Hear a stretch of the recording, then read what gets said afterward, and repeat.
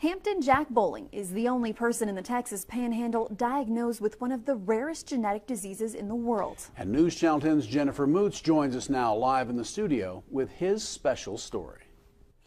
There have been 68 reported cases of Rothmund-Thomson Syndrome within the United States, and Amarillo's Hampton Bowling is one of the few who has it.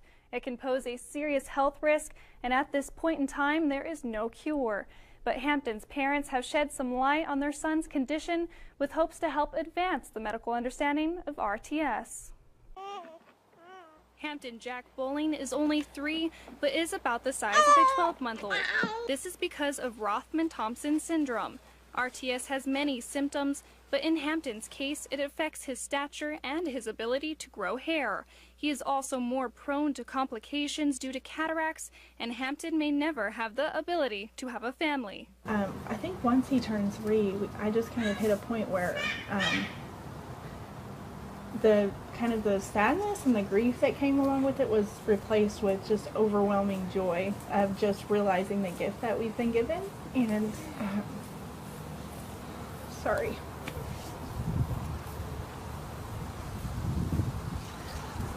He's a happy guy. Just seeing the way that he brightens up a room and how people just love him, and no matter where we take him, he's the joy. He brings the joy everywhere we go. Many physicians seemed puzzled as the Bowling family jumped from doctor to doctor to get screenings and testing done weekly.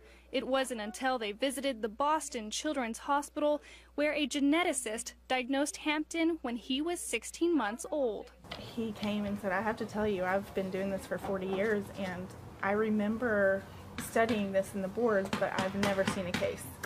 So he was pretty blown away. Every doctor we've seen has just kind of scratched their head. Right now, Hampton is relatively healthy, going to therapy and attending a preschool program to work on his communication or motor skills.